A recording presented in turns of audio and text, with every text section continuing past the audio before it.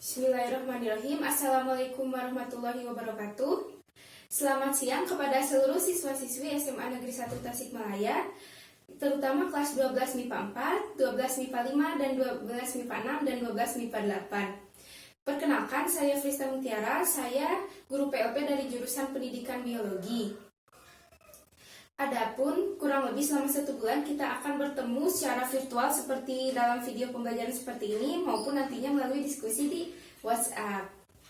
Nah, lalu saya di sini mau menanyakan kabar kalian. Bagaimana kabar kalian? Semoga kalian baik-baik saja dan selalu lakukan kegiatan positif selama di rumah.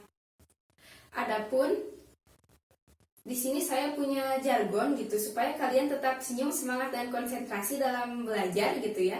Ketika di rumah, jargonnya seperti ini. Salam Sata, salam lestari, salam hayati, seperti itu ya. Nah, adapun alangkah baiknya kita sebelum pembelajaran berdoa terlebih dahulu, berdoa menurut kepercayaan masing-masing dimulai. Adapun materi yang akan kita bahas pada pertemuan kali ini adalah mengenai, ada yang bisa tertebak ya dari gambar sebelah saya juga, mengenai pembelahan meiosis dan gametogenesis pada tumbuhan serta hewan.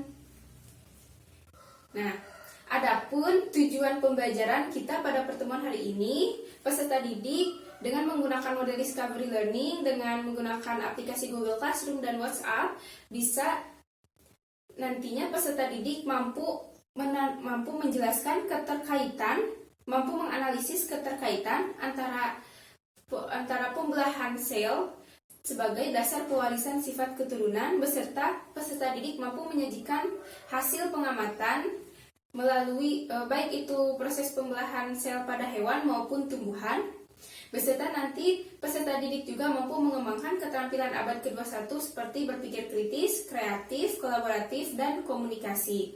Serta peserta didik juga menemukan sikap kepribadian seperti mandiri, jujur, disiplin, bekerja keras, bertanggung jawab, serta sikap spiritual seperti mengembangkan rasa bersyukur atas ciptaan Tuhan Yang Maha Esa. Nah, adapun gitu ya, fokus permasalahan yang akan kita kerucutkan begitu ya, apabila Anda melihat gambar di sebelah saya ini ya, terdapat gambar gametogenesis gitu ya, seperti spermatogenesis, oogenesis, kemudian juga ada pembelahan, tahap-tahap pembelahan meiosis, juga berdasarkan gambar di samping gitu ya. Jadi adapun fokus permasalahan yang akan kita pelajari, akan kita kaji itu, pertama, bagaimana proses pembelahan meiosis itu terjadi. Kedua, bagaimana gametogenesis terjadi pada tumbuhan dan hewan. Ketiga, bagaimana keterkaitan antara pembelahan meiosis dengan peristiwa gametogenesis.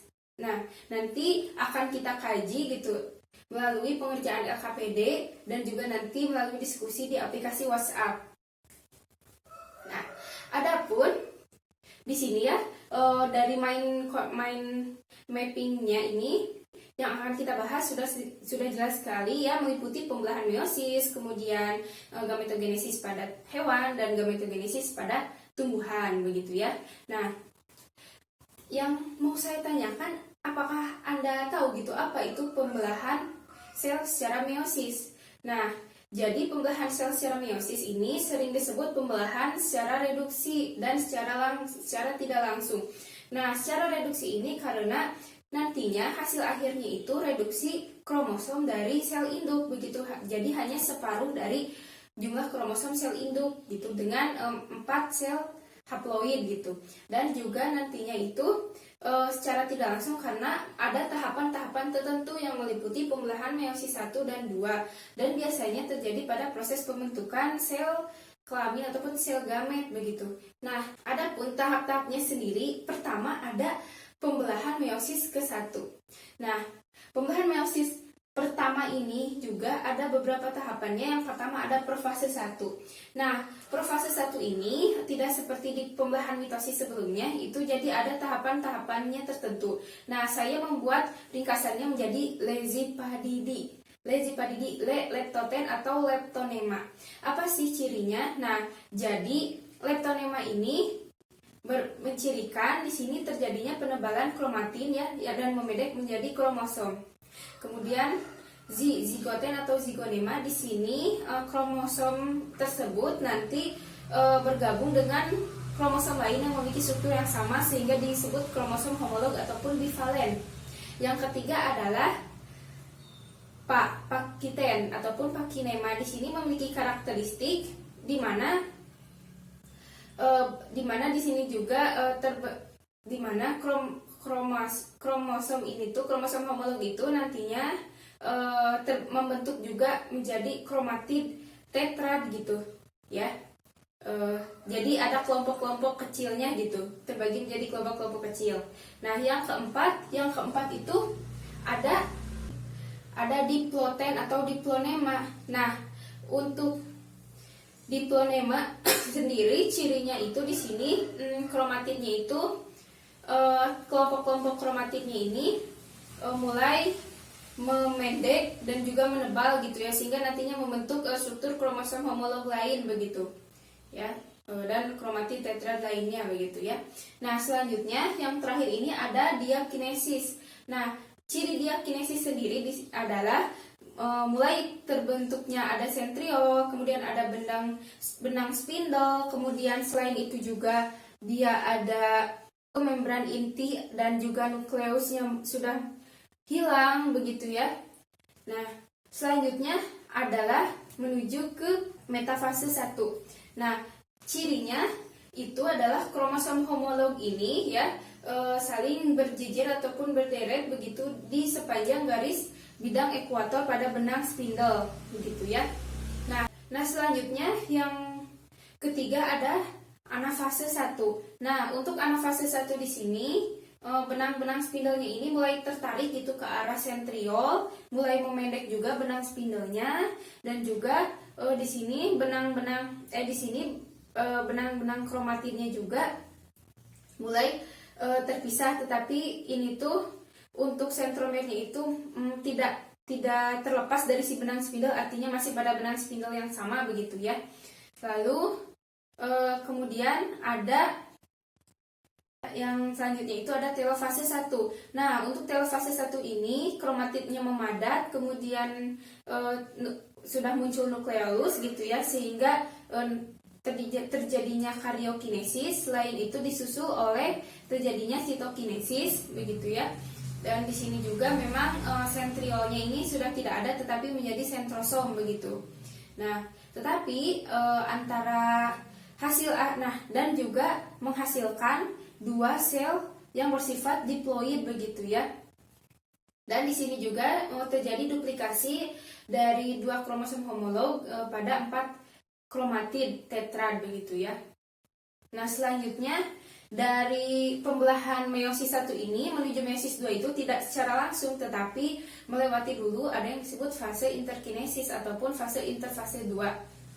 Adapun fase interfase 2 ini memiliki karakteristik dia tidak memiliki replikasi, dia tidak ada replikasi DNA, tetapi dia di dalamnya terjadi sintesis protein dan perakitan dari benang spindle. Dalam artian di sini sentrosom mempersiapkan mikrotubul yang nantinya berada pada si benang-benang spindle begitu. Nah, untuk interfase ini ya sebenarnya pada pembelahan meiosis ini terjadi 2 kali gitu, yaitu sebelum pembelahan meiosis pertama dan setelah pembelahan meiosis pertama. Tetapi untuk yang saat pembelahan meiosis pertama itu ataupun kita sebutnya interfase ke-1 itu dia sama periodenya, ada periode G1, S, G2 seperti itulah yang seperti siklus sel yang dijelaskan pada pertemuan sebelumnya. Oke, selanjutnya menuju ke pembelahan meiosis 2. Nah, untuk pembelahan meiosis 2 ini pertamanya ada profase 2. Nah, di profase 2 sendiri di sini sama gitu ya, kromatin mulai menebal dan memendek menjadi kromosom. Kemudian selain itu di sini juga, tetapi di sini tidak bentuk homolog lagi begitu ya. Lalu setelah itu di sini juga mulai terbentuk benang spindle, kemudian terbentuk sentriol begitu ya. Nah, lalu yang kedua ada metafase 2. Metafase 2 juga sama, ini ya kromosomnya ini saling berjejer ataupun berderet di garis ekuator. Nah, yang ketiga itu ada anafase 2.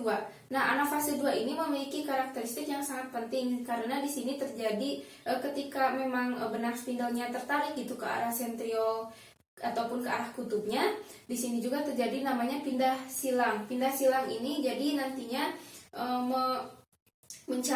mencampurkan antara kromosom dari ibunya dan dari ayahnya begitulah ya. Nah, hingga nanti juga di sini kromatidnya ini saling memisah begitu ya, dan juga nanti sentromernya juga ikut terpisah gitu. Artinya tidak seperti pada meiosis pertama itu sentromernya itu tidak terlepas gitu dari si benang spindlenya begitu. Ya, sentromernya maksudnya belum terlepas begitu ya.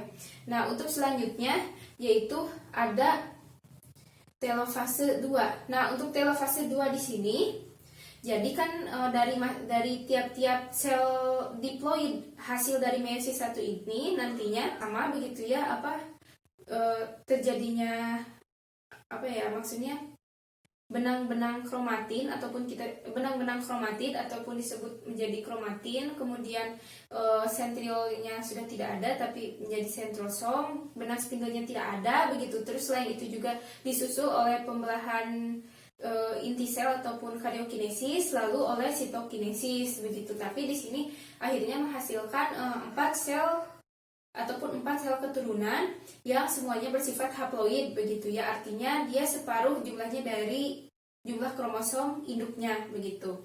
Nah, selanjutnya yaitu mengenai gametogenesis. Ya. Nah, apa itu gametogenesis? Ada yang tahu tidak?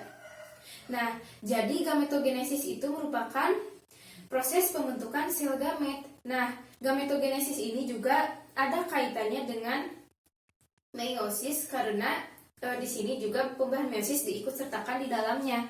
Nah, dan juga dalam gametogenesis ini nanti dikenal ada fase sporofit dan fase gametofit. Fase sporofit ini biasanya sudah bersifat diploid gitu ya, dari ketika telah hasil fertilisasi ya, mulai dari zigot hingga dewasa, tapi sebelum pembentukan sel gamet begitu ya, sifatnya diploid. Nah, sedangkan untuk fase gametofit ini dia bersifat haploid, dimulai setelah pembentukan gamet ya hingga nantinya fertilisasi begitu. Nah, untuk gametogenesis sendiri ini dibedakan pada hewan dan tumbuhan.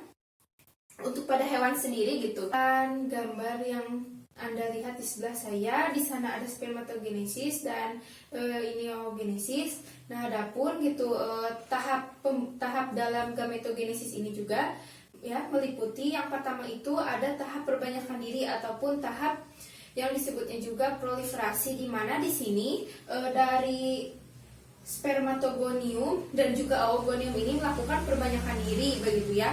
Nah, yang kedua ini ada tahap pertumbuhan, di mana spermatogonium dan oogonium ini melakukan pembelahan secara mitosis sehingga menghasilkan spermatosit primer dan oosit primer begitu. Nah, selanjutnya ada tahap pematangan. Nah, tahap pematangan ini bercirikan di sini terjadi pembelahan meiosis 1 dan 2. Nah, adapun pada spermatogenesis itu ya pembelahan meiosis 1-nya dari spermatosit primer ini nanti menjadi 2 spermatosit sekunder. Nah, nanti pembelahan meiosis kedua dari 2 spermatosit sekunder menjadi 4 spermatid begitu ya. Untuk yang di oogenesis sendiri, nah nantinya pembelahan meiosis pertama dari oosit primer ini menghasilkan 1 oosit sekunder dan 1 badan kutub ataupun badan polar ya. Lalu nantinya juga melakukan pembelahan meiosis kedua, kedua-duanya juga sama membelah gitu ya secara meiosis kedua ini sehingga menghasilkan 1 ootid begitu ya fungsional dan 3 badan polar yang sudah degeneratif begitu. Nah, adapun tahapan selanjutnya adalah transformasi atau perubahan bentuk begitu ya. Jadi seperti maturasi ataupun pendewasaan, kematangan begitu ya. Untuk spermatogenesis sendiri, jadi dari spermatid ini menjadi spermatozoa atau sperma yang dikenal juga proses spermiogenesis begitu. Dan untuk yang oogenesis ini tadinya dari satu ootid itu nantinya menjadi satu ovum begitu ya, dan ini terjadi pada ovarium ya. Nah, selanjutnya untuk gametogenesis pada tumbuhan sendiri juga ini tidak jauh berbeda gitu, prosesnya sama, melibatkan keempat tahap tadi gitu ya, hanya beda pada lokasi terjadinya begitu. Nah, jadi untuk gametogenesis pada tumbuhan sendiri ini dikelompokkan gitu berdasarkan ada tidaknya bunga sejati, kemudian kemudian selain itu juga penghasil ataupun lokasi terjadinya begitu ya, terjadinya peristiwa gametogenesis ini gitu ya, sehingga dikelompokkan terdiri dari gametogenesis pada tumbuhan gimnosperm ataupun berbiji terbuka gitu ya, dan gametogenesis pada tumbuhan angiosperm ataupun berbiji tertutup gitu. Nah, adapun gametogenesis pada tumbuhan gimnosperma ataupun berbiji terbuka ini biasanya contohnya pada pakis haji, kemudian cemara, kemudian ginkgo biloba dan lain sebagainya begitu ya, melinjo begitu. Nah, itu nantinya itu sama saja gitu. Karena di sini tidak berbunga sejati, nah makanya namanya itu runjung ataupun strobilus. Nah, biasanya strobilus jantan itu lebih kecil ukurannya dibandingkan dengan betina gitu. Nah, untuk yang mikrosporogenesis sendiri ini proses pembentukan sel gamet jantan.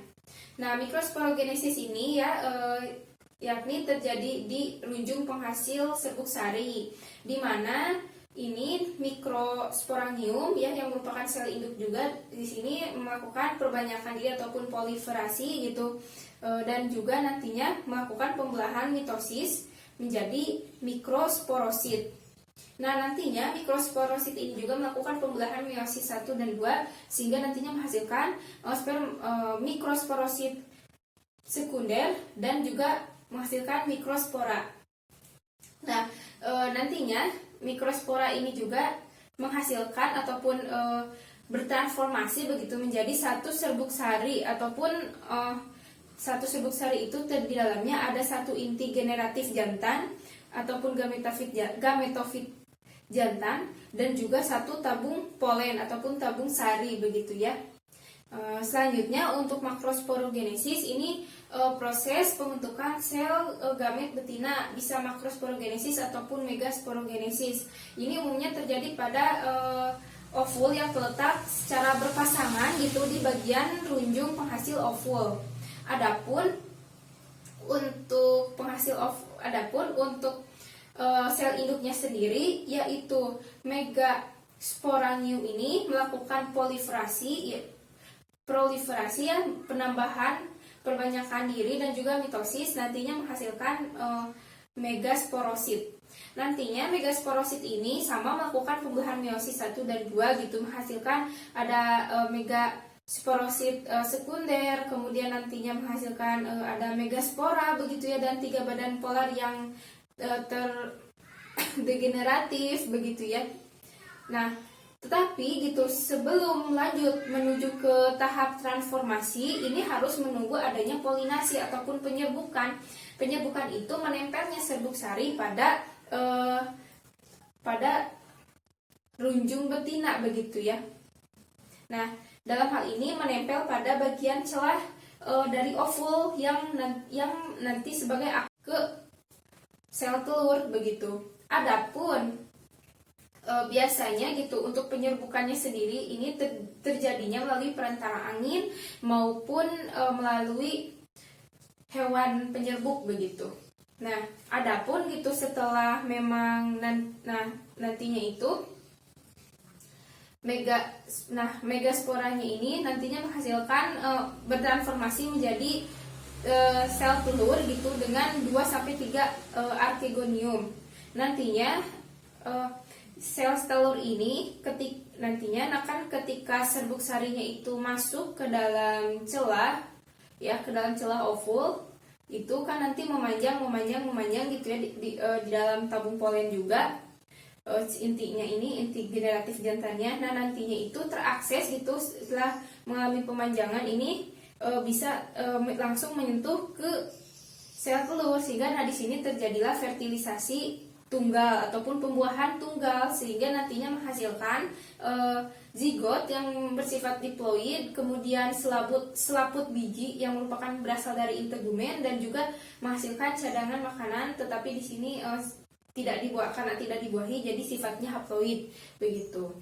Nah, adapun gitu selanjutnya itu adalah gametogenesis pada tumbuhan angiosperm. Nah, tumbuhan angiosperm ini berbiji tertutup. Nah, memang bakal bijinya itu dilindungi oleh 2 integumen, tidak seperti pada gimnosperm hanya dilindungi oleh 1 integumen begitu. Nah, selain itu juga adapun gitu untuk mikrosporogenesisnya ini tepatnya terjadi pada kepala sari ataupun anter begitu ya. Nah, di mana di sini juga nanti si sel induknya yaitu mikrosporangium sama gitu prosesnya ya seperti pada tumbuhan gimnospermae gitu ya, nantinya melakukan proliferasi, pembelahan mitosis gitu ya menjadi mikrosporosit. Nanti mikrosporosit juga sama melakukan pembelahan meiosis 1 dan 2, nanti menghasilkan mikrospora gitu. Nanti mikrosporanya juga bertransformasi gitu menjadi serbuk sari yang terdiri dari 1 inti generatif jantan begitu ya, dengan 1 tabung polen yang nanti fungsinya juga sebagai akses ya, pembuka akses menuju nanti ke bagian tabung putik dan juga ovul begitu pada bunga betina begitu. Adapun pada kepala putik maksudnya ya. Nah, lalu untuk makrosporogenesis ataupun megasporogenesis juga sama. Itu sel induknya gitu, megasporangiumnya ini sama mengalami proliferasi gitu dan juga pembelahan mitosis gitu menjadi megasporosit gitu. Nanti megasporosit melakukan pembelahan meiosis gitu sehingga menghasilkan megaspora gitu. Nah, nanti megaspora di sini itu menghasilkan 8 inti sel generatif begitu. Nah, 8 sel itu apa saja? Yaitu pertamanya ada 2 sinergid ataupun inti penggiring begitu, dia letaknya di dekat mikrofili. Ya, mikrofili itu celah dari ovul gitu menuju ke tabung putik begitu ya. Lalu yang kedua itu ada sel ovum, sel telur ataupun ovum. Di sini hanya 1 dan letaknya diapit oleh 2 sinergid gitu dekat mikrofil. Yang ketiga, selanjutnya itu ada inti kandung lembaga sekunder. Ini letaknya 2 dan berukuran lebih besar dibandingkan inti sel generatif lainnya gitu. Dan selanjutnya ada 3 antipoda, ini letaknya berlawanan dengan mikrofili gitu ya. Artinya berlawanan begitu. Nah, lalu nantinya di sini serbuk sari itu terjadi penyerbukan. Tetapi di sini untuk tumbuhan angiosperm ini penyerbukan ini terjadi secara silang gitu. Jadi biasanya hanya pada satu spesies yang memang berdekatan gitu letaknya gitu, tidak seperti di gimnospermae yang bisa melalui perantara angin, lebah begitu ya misalnya. Nah, selain itu juga untuk penyebukannya sama begitu ya, serbuk sari menempel kepada kepala putik begitu ya, nanti kan lengket sehingga di situ serbuk sarinya di mana di dalamnya juga ada tabung polen ataupun inti vegetatif sebutnya, dan juga 2 inti generatif ya nanti ataupun sel spermanya itu gitu nanti masuk gitu ya, nanti diberikan akses untuk masuk ke stilus ataupun tabung putik gitu oleh si tabung polen ini juga yang berperan sebagai si inti vegetatif gitu. Dia memimpin paling depan nanti. Setelah sampai di depan mikrofil, nah untuk inti vegetatifnya itu mati gitu.